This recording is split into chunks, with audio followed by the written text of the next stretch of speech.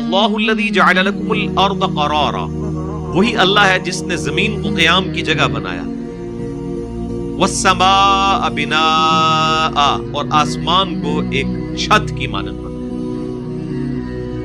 ابھی ایک آسمان تو وہ ہے جو ہمیں بظاہر بلو کلر کا نظر آتا ہے، ایکچوئل تو اس کا رنگ بلیک ہے۔ یہ تو بلو کلر کی اوزون لیئر ہے جس کی وجہ سے جس پہ جب سورج کی روشنی پڑتی ہے تو آپ کو دن کے وقت آسمان نیلا نظر آتا ہے۔ اصل میں آسمان کا رنگ جو ہے وہ کالا ہے جو رات کے وقت آپ کو نظر آتا ہے۔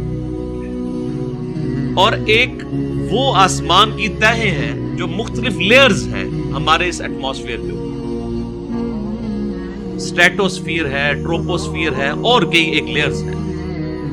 اور پھر یہ پوری کی پوری جو زمین کے گرد تقریباً 80,000 کلومیٹر کا جو ایٹماسفیئر ہے، اس میں سے بھی پہلے 50 کلومیٹر جو ہیں وہ زیادہ ڈینسٹی والے ہیں، اور اس کے اوپر جا کے لائٹر ڈینسٹی آتی ہے۔ پھر اس میں کئی ایک لیئرز ہیں جو سورج سے آنے والی ہارمفل ریز کو واپس کرتے ہیں، اور ایسی لیئرز بھی ہیں جو زمین سے جو الیکٹرو میگنیٹک ویوز ہیں جن کی وجہ سے یہ سارا موبائل کا سسٹم، آپ کا کمیونیکیشن کا سسٹم چل رہا ہے، ان کو ریفلیکٹ کرتی ہیں، جس کی وجہ سے آپ ایک جگہ سے دوسری جگہ تک ریز کو پہنچاتے ہیں۔ اگر وہ ان کو ریفلیکٹ نہ کریں اور گزرنے دیں، جس طرح سورج کی روشنی کے کچھ حصے جو ہیں گزر کے نیچے تک آتے ہیں، اسی طریقے سے اگر یہ ریز گزر جائیں تو وہ دوسری طرف ہی چلی جائیں گی، واپس زمین کے اوپر سگنل نہیں آئے گی۔ تو ایسا محکم نظام اللہ تعالیٰ نے بنایا ہے۔ اور زمین کو بھی آپ بچھونا، ہر سیکنڈ میں 2 زلزلے آتے ہیں زمین کے اوپر، ہر سیکنڈ میں، لیکن ان کا میگنیچیوڈ بہت کم ہوتا ہے۔ اگر وہ بڑھ جائے تو ہر سیکنڈ میں 2 دفعہ زمین تباہ ہوگی۔ تو یہ اللہ تعالیٰ ہے جس نے زمین کو، ایسی زمین کو جس میں ہر سیکنڈ میں 2 زلزلے آ رہے ہیں، ایسا اس کو قرار کے اوپر رکھا ہے، اور اس کی اپنی تمام موشنز کے باوجود اتنی بیلنسڈ ہے کہ یہاں پر نظام زندگی جو چلتا ہے۔ وَصَوَّرَكُمْ، اور اس نے تمہاری صورت بنائی ہے، فَأَحْسَنَ صُوَرَكُمْ، اور کیا ہی خوبصورت تمہیں سنوارا ہے۔ یعنی یہ تو اب پھر ایک پوری سائنس ہے نا جی، انسان اپنے اندر جھانکنا شروع کر دے تو انسان پریشان ہو جاتا ہے، کیا نظام بنایا ہے۔ ایک تو شکل کی ظاہری شکل و صورت جو ہے وہ ہے، اللہ تعالیٰ نے آپ دیکھیں کہ ہر بندے کے چہرے پہ 2 آنکھیں، 1 ناک، 2 ہونٹ، 2 کان لگائے ہیں، لیکن ہر بندے کی شکل دوسرے سے مختلف ہے۔ ناک ہی لگایا نا سب کو، آنکھیں ہی لگائی ہیں نا، ہونٹ ہی لگائے ہیں نا۔ یعنی آپ کی میتھمیٹکس فیل ہو جاتی ہے کہ پروبیبلٹی کی اگر آپ تھیوری لگائیں گے تو 2⁻n پاسبلٹیز بنتی ہیں۔ کتنی چیزیں ہوئی ہیں؟ 1 2 3 4 5 6 7، یہ 7 2⁻7 اتنی پاسبلٹیز بنتی ہیں، لیکن اللہ تعالیٰ نے اس کی پاسبلٹیز جو ہیں وہ ان گنت بنا دی۔ انسان کی عقل دنگ، اور سانچے سے بن کے نکل رہے ہیں انسان۔ ایک بندے کے 4 بچے ہوتے ہیں، چاروں کی شکلیں مختلف ہوتی ہیں، ماں باپ سے مل بھی رہی ہوتی ہیں اور مختلف بھی ہوتی ہیں، اور وہ بھی اللہ نے حکمت رکھی ہے، اگر وہ شکلیں نہ مل رہی ہوں تو دادی دادے کو تو پیار ہی کوئی نہ آئے، ان کو ان بچوں میں اپنے بچوں کا بچپن نظر آتا ہے۔ یہ اللہ تعالیٰ نے ایک ایسا نظام بنایا ہے کہ وہ شکلیں ملتی جلتی بھی ہوتی ہیں اور یونیک بھی۔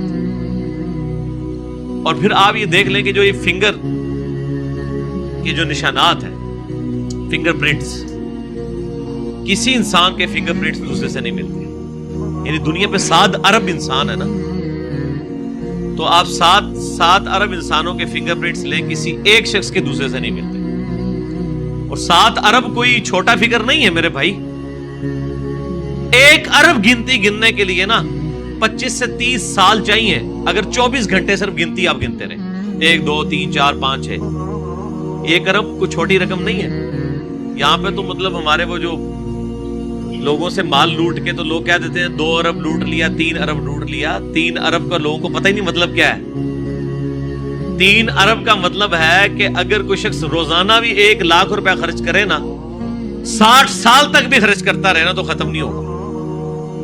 روزانہ 1,00,000 روپے خرچ کرے، یہ 3 ارب ہے، کیونکہ روزانہ انسان کا دل 1 لاکھ دفعہ دھڑکتا ہے، اور ایک 60 سال کی زندگی میں ایک انسان کا دل جو ہے وہ 3 ارب دفعہ دھڑکتا ہے۔ تو یہ ارب کو چھوٹی رقم نہیں ہے، آپ ذرا گننا شروع کریں۔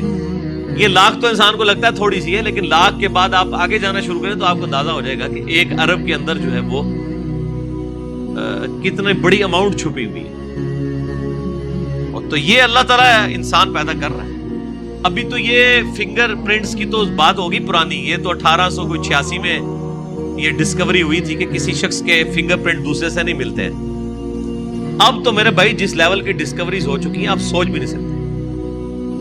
یعنی آپ کا جو انسان کا جسم ہے نا, ہر ایک انسان کے جسم کا ایک اپنی تھرمل جو اس کے جسم سے ہیٹ نکل رہی ہے نا, اس کی بھی ایک پکچر بنتی ہے, وہ بھی دوسرے سے نہیں میچ کرتی. پھر ہر شخص کی جو آنکھ ہے یہ دوسرے سے میچ نہیں کرتی. آج کل آپ دیکھ رہے ہیں کہ آپ انٹرنیشنل ایئرپورٹس کے اوپر وہ آنکھوں کی پکچر اتارتے ہیں. اب فنگر پرنٹس والا تو معاملہ ہی پیچھے رہ گیا, کیونکہ کئی جو ہمارے انڈیا, پاکستان, بنگلہ دیش کے لوگ جو ہیں باہر کے ملکوں میں جا کے انہوں نے اپنے انگوٹھے ہی کاٹ لیے تھے تاکہ پتہ ہی نہ چلے کس ملک سے ہیں, کہاں سے ہیں. انہوں نے کہا اکھا کٹو پھر تو. اب وہ آنکھوں کا جو ہے نا وہ لیتے ہیں پکچر تو پہچانی جاتی ہے, کوئی بھاگ ہی نہیں سکتا. یہ تو انسان سے نہیں بھاگ سکتا, تو اللہ سے کون بھاگ سکتا. صحابہ کرام علیہم رضوان نے یہ تمام کی تمام چیزیں بغیر دیکھے مانی تھی, اور ہمیں اللہ تعالیٰ نے وہ دکھا کے بتا دی, اس لیے کہ اللہ نے ہمیں کمپنسیٹ کرنا تھا. صحابہ کے سامنے نبی صلی اللہ علیہ وآلہ وسلم کی مبارک ذات تھی, اللہ کی حجت دنیا. آج نبی علیہ السلام دنیا میں موجود نہیں ہے, تو اللہ تعالیٰ نے اس کی کمپنسیشن اس فارم میں فرمائی ہے کہ اللہ تعالیٰ نے کئی ایک چیزیں جو اس زمانے میں صرف غیب پہ ایمان والی چیزیں تھیں وہ کھول کے سامنے کر. کسی شخص نے سوچا تھا, اللہ تعالیٰ سورہ بنی اسرائیل میں فرماتا ہے ہر شخص کا نامہ اعمال ہم نے اس کے گلے میں لٹکا دیا, قیامت دن اس کے سامنے لے آئیں گے. لوگ سوچتے تھے گلے میں, یار کیا اتنی سی جگہ کے اوپر کیسے نامہ اعمال لٹکایا جا سکتا ہے. وہ گلینڈ اللہ نے ایسا بنا دیا ہے جس میں ساری چیزیں سٹور ہو رہی ہیں, اتنی سی چیز میں کیسے سٹوریج ہو سکتی ہے.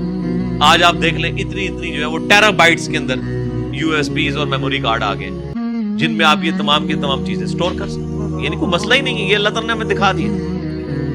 وَرَزَقَكُم مِّنَ الطَّيِّبَاتِ, اور اس نے تمہارے لیے کھانے کی پاکیزہ چیزیں بنائی ہیں. ذَلِكُمُ اللَّهُ رَبُّكُمْ, اور یہ ہے اللہ تمہارا رب.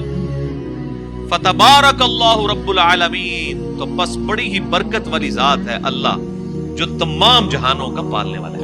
ویسے انڈیا, پاکستان, بنگلہ دیش, افغانستان کا مولوی صحیح کہتا ہے کہ قرآن پڑھو گے تو گمراہ ہو جاؤ گے, کیونکہ جو ہدایت اس نے سمجھی ہوئی ہے نا قرآن پاک بالکل اس کے اپوزٹ ہے.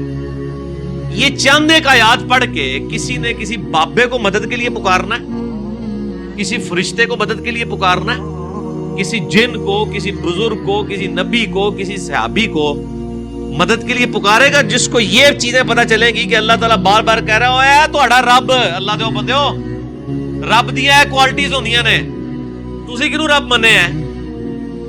جو انسان اپنا پیشاب نہ روک سکے وہ کسی کا مشکل کشا کیسے ہو سکتا ہے میرے بھائیوں. دنیا میں کوئی بڑے سے بڑا انسان بھی اپنا پیشاب نہیں روک سکتا, نیور.